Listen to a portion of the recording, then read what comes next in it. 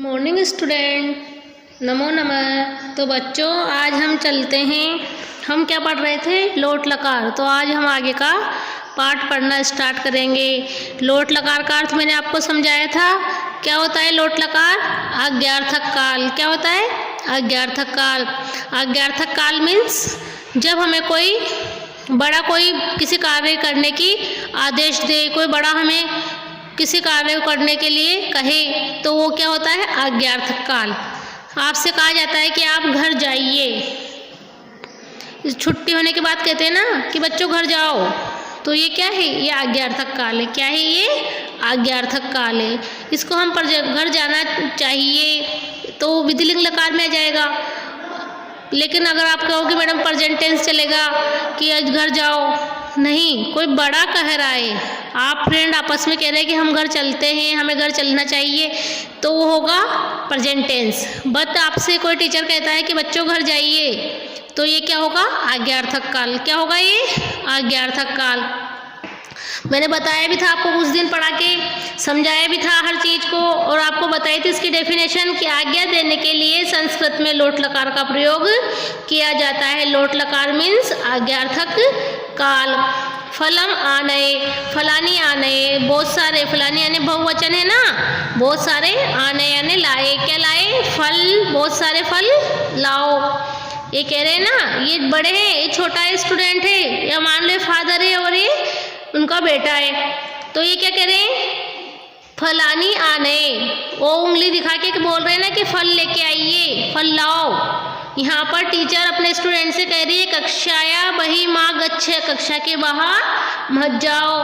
तो इस तरह से जब बोला जाता है तो क्या होते हैं? लोट लकार। क्या होते हैं वो? लोट लकार होते हैं। ठीक है ना। उसके साथ मैंने आपको पठ धातु के रूप बताए थे, गच्छ के भी बताए थे, गच्छ के कैसे चलेंगे, ठीक है ना। और वो आपको होमवर्क में भी करने हैं, पठ धातु के और गच्छ धातु के रूप। उसके बाद हम संवाद पढ़ते हैं कि संवाद क्या हो रहा है। छात्राया कक्षायां परिवेशन्ति, कि छात्र कक्षा में प्रवेश कर रहे हैं। ये लोट लकार का है पूरा संवाद, इसमें पूरे में लोट लकार का प्रयोग हुआ है।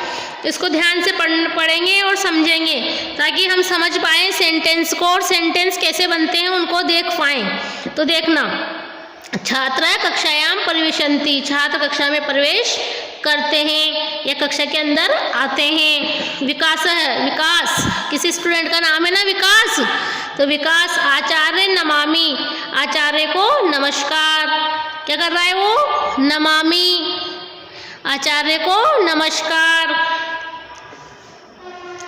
फिर क्या हो रहा है इसमें देखो, आचार्य भव, आयुष्मान भव। आचार्य क्या कह रहे हैं उनसे? आयुष्मान हो, उनको आशीर्वाद दे रहे हैं, है ना। संस्कृत में इसी तरह से आशीर्वाद दिया जाता है, ठीक है ना। अपन कहते हैं ना गॉड ब्लेस यू, कहते हैं ईश्वर आपका भला करे, अब आप खुश रहो, सुखी रहो। तो इस तरह से जैसे सुखी रहो तो सुखी न भवती, खुश रहो, है ना। इस तरह से जब हम बोलते हैं प्रसन्न भव, तो जो शब्द हिंदी में बोला जाता है उसको संस्कृत में बोला जाता है, और उसको अंग्रेजी में भी बोला जाता है। यहाँ पर हम संस्कृत पढ़ रहे हैं तो संस्कृत में ही उसने कहा आचार्य नमामि, बच्चे ने, उसने टीचर को नमस्ते किया। अपन कहते हैं ना गुड मॉर्निंग, तो टीचर भी कहते हैं गुड मॉर्निंग बेटा। ऐसे ही बच्चे ने कहा आचार्य नमामि, जैसे टीचर क्लास के अंदर आए तो बच्चों ने, उसने कहा, विकास ने, आचार्य को नमस्कार। तो आचार्य ने क्या कहा? आयुष्मान भव, आयुष्मान हो, खुश हो, बड़े हो, है ना। रचना और अर्चना ने क्या कहा? आचार्य आवाम नमाव, आवाम, हम दोनों भी आपको क्या करते हैं? नमस्कार करते हैं, है ना। आवाम का मतलब बताया था ना आपको मैंने, अहम आवाम वयम, हम दोनों क्या कर रहे हैं? हम दोनों भी आपको नमाव, नमस्कार कर रहे हैं, नमाव, है ना। ये रूप देखते चलो, हमने जो रूप बनाए हैं उनको देखना है। अहम आवाम वयम, तो आवाम में पठावा बन रहा है, ये नम धातु है इसलिए नमावा बन रहा है। कौन सा धातु है इसमें? नम धातु। नमस्कार करने के योग में जो धातु आती है उसका नाम होता है नम, ठीक है ना। पठ धातु पढ़ने के लिए, पढ़ना, पठ मीन्स पढ़ना, नम मीन्स नमस्कार करना। तो नमाव आवाम नमाव, हम दोनों आपको क्या कर रहे हैं, नमस्कार कर रहे हैं। तो आचार्य उनको क्या कह रहे हैं, चिरम जीवितम। चिरम यानी बहुत समय तक, लंबे समय तक, जीवितम यानी जीवित रहो। तो इसका अर्थ हम लेंगे चिरम जीवितम, चिरंजीवी हो। क्या हो, चिरंजीवी हो। विशाल है, विशाल कहता है किम अहम आगच्छानि, किम अहम, अहम देखो अहम के साथ आगच्छानि, आगच्छ, गच्छ यानी जाना और आगच्छ यानी आना, है ना। धातुएं, ऐसे धातुएं तो मिलेगी हमको। हमको क्या मिला, सबसे पहले मिली पठ, फिर मिली गच्छ, मिली ना, फिर मिली नम, अब मिली आगच्छ। ठीक है, इस धातुओं को पढ़ते जाना है और समझते जाना है ताकि धातुएं भी याद रहे और उनके लकारों में किस तरह से रूप बनते हैं ये भी याद रहे। तो इसमें क्या है, किम अहम आगच्छानि, क्या मैं अंदर आऊं, आ जाऊं। क्या कह रहा है विशाल कि किम अहम आगच्छामि, अहम मतलब मैं, अंदर आ जाऊं। तो आचार्य कह रहे आगच्छ, आओ, अंदर आओ, उपविशच, और इधर बैठ जाओ। सर्व छात्रा, सभी छात्र, अद्य वयम किम पठिष्यामः, अद्य वयम यानी हम सब, अहम आवाम वयम मैंने पढ़ा चुकी हूँ मैं आपको, अहम आवाम और वयम, ठीक है ना। तो क्या होगा अब, अद्य यानी आज, अद्य मतलब आज, वयम किम पठिष्यामः हम क्या पढ़ेंगे, पठिष्यामः है ना, यहाँ पठामः है तो पठिष्यामः, पठिष्यामः मतलब भविष्य, भविष्यकाल, भविष्यकाल क्या होगा, पठिष्यत, पठिष्यति, पठिष्यत, पठिष्यन्ति, पठिष्यसि, पठिष्यत, पठिष्यत, पठिष्यामि, पठिष्यावा, पठिष्यामः। भूत भविष्य काल आ रहा है ना इसमें, क्योंकि वो तो स्टूडेंट कर रहा है। स्टूडेंट जब बोलेगा तो वो तो लट लकार में, लट लकार में, लंग लकार में, लिट लकार में बोलेगा। लेकिन जब उसके जो आचार्य हैं, उनके जो सर हैं, वो जब आंसर देंगे तो कौन से लकार में देंगे, लोट लकार में। कौन से लकार में देंगे, लोट लकार में। अब देखो यहाँ आचार्य क्या कह रहे हैं, अद्य अहम किंचित सदाचार नियमान कथयामि, अद्य यानी आज, अहम यानी मैं, कौन, आचार्य जी, किंचित कुछ, सदाचार, सदाचार के नियमान, नियम, कथयामि कहूँगा या बताऊँगा। ध्यानेन आकर्ण्यन्तु, ध्यानेन आकर्ण्यन्तु, आकर्ण्यन्तु मतलब सुनना, ध्यानेन ध्यान से, बहुवचन दिया है, आकर्ण्यन्तु का मतलब सबके लिए दिया है, सब उसको क्या करना, ध्यान से सुनना। कुछ शब्दों के अर्थ हम ऐसे निकालते हैं ना, ध्यान से सुनना, कौन सुनना, सब ध्यान से सुनना। तो इस लाइन का अर्थ क्या होगा, सब ध्यान से सुनना। उसके बाद हम आगे बढ़ते हैं अपने चैप्टर पे। आगे क्या है, आगे का चैप्टर देखते हैं। ठीक है, आगे का चैप्टर देखिए, है ना, क्या है आगे, आचार्य। इसमें देखो, अब सर्व तूष्णीम स्थित्वा आकर्ण्यन्तु, सब चुपचाप बैठ जाओ और ध्यान से सुनो। तो आचार्य बता रहे हैं, आचार्य कह रहे हैं कि सब चुपचाप बैठ के सुनना, जो सदाचार के नियम बता रहे हैं वो सुनना। तो आचार्य कह रहे हैं सर्वप्रथम जीवने अनुशासनम पालिय, सबसे पहले जीवन में अनुशासन का पालन करो।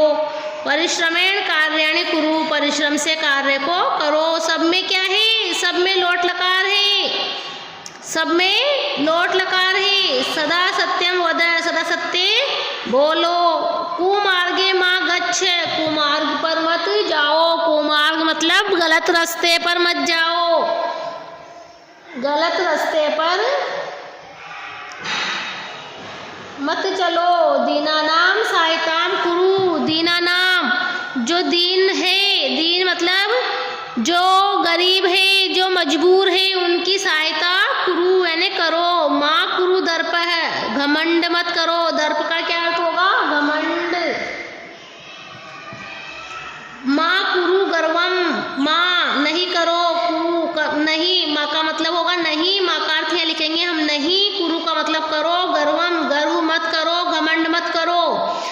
दूसरों की सहायता करो, गलत रास्ते पर मत जाओ, माँ भव मानी अभिमानी मत बनो। मत भव यानी होना होता है, भव धातु है ना, भू धातु से होता है, भव यानी होना। माँ का अर्थ करेंगे माँ नहीं, मानी अभिमानी, तो भव अभिमानी मत हो या अभिमानी मत बनो। माने सर्वम, सबको सम्मान दो, सबका सम्मान करो। माँ वद मिथ्या, मिथ्या मत बोलो, झूठ मत बोलो। मिथ्या का अर्थ होगा झूठ, झूठ मत बोलो। माँ वद व्यर्थम, व्यर्थ मत बोलो। झूठ भी मत बोलो, लेकिन इतना ज़्यादा भी मत बोलो कि दूसरों को खटकने लगे, दूसरों को बुरा लगे, इतना भी मत बोलो। न तो झूठ बोलना है, न ज़्यादा बोलना है। ज़्यादा बोलना मतलब बकवास की बात करना, फोकट की बात करना, इधर उधर की बातें करना, टाइम वेस्ट करना, वो मत करो। न चल कुमार्गे, गलत रास्ते पर मत चलो। न कुरु अनर्थम, किसी का अनर्थ मत करो।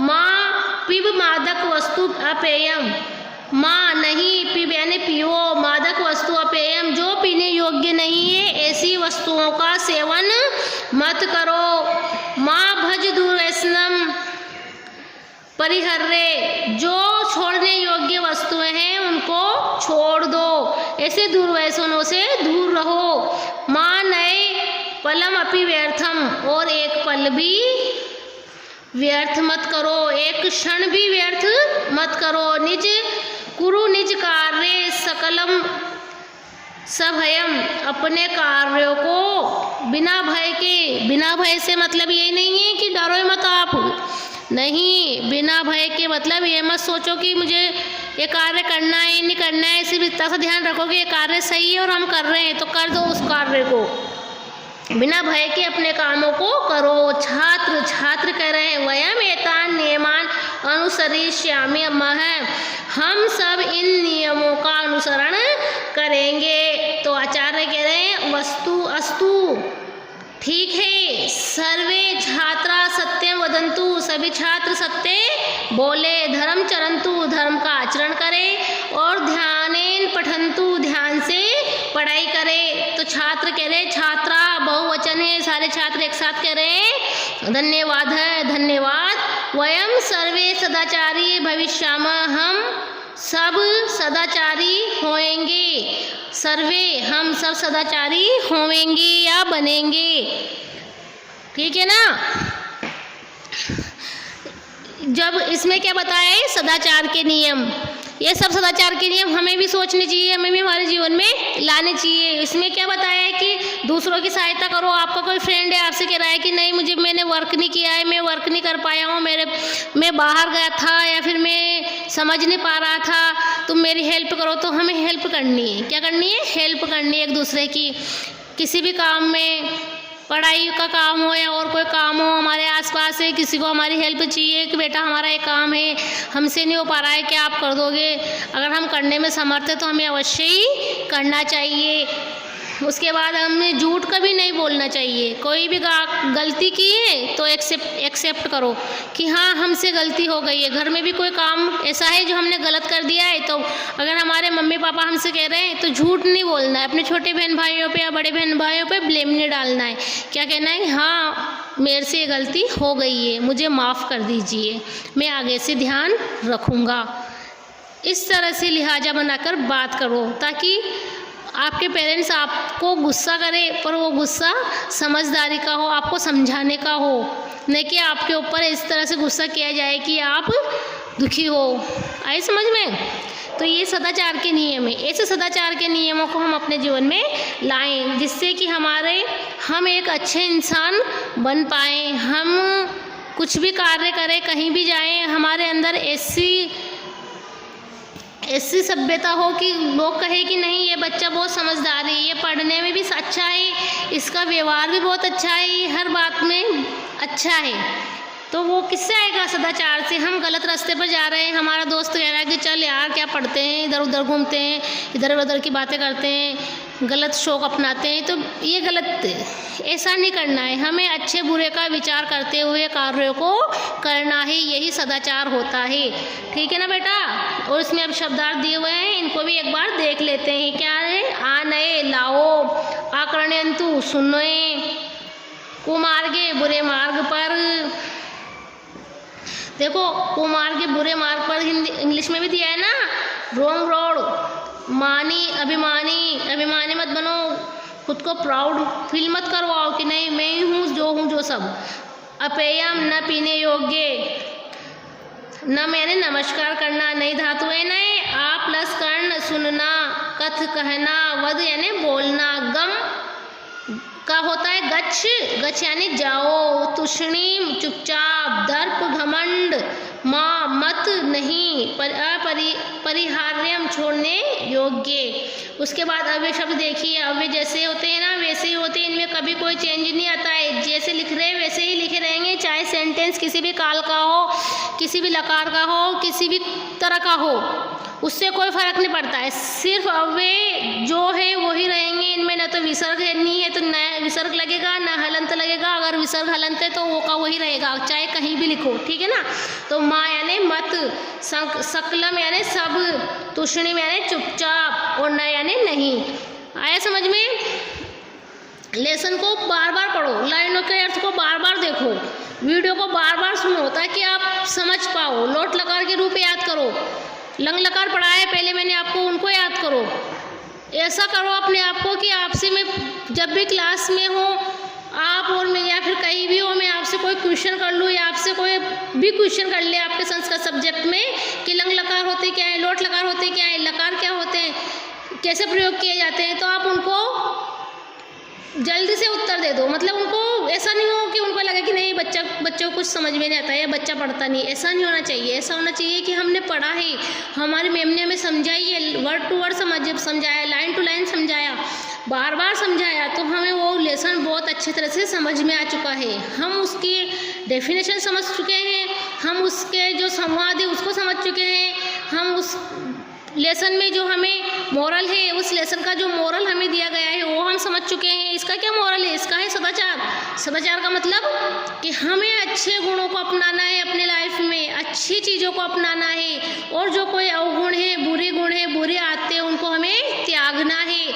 आई समझ में? ऐसा नहीं है कि नहीं बुरी आदतों को भी समेट के अपने अंदर ही रखो और अच्छे गुणों को भी लो, नहीं, बुरी आदतों को त्यागो और अच्छी आदतों को अपने अंदर उनका नियम बनाओ, अपने दैनिक कार्यों में उनको लाओ, दैनिक जीवन में उनका प्रयोग करो। अच्छे गुणों से अच्छा इंसान बनता है, अवगुणों से बुरा इंसान बनता है। जैसी संगति होती है वैसा ही उसका रंग चढ़ता है। तो हमें अच्छी संगति करनी है, अच्छे गुणों को अपनाना है और अच्छा इंसान बनना है, ताकि हमारे माता पिता, हमारे गुरुजन, हमारे परिवार वाले सब हम पर प्राउड फील कर सके। यही सदाचार का उद्देश्य है और इसी उद्देश्य से ये पाठ आपको पढ़ाया गया है। और मुझे विश्वास है कि आपको ये पाठ अच्छे से समझ में भी आ चुका होगा। ठीक है, बाय।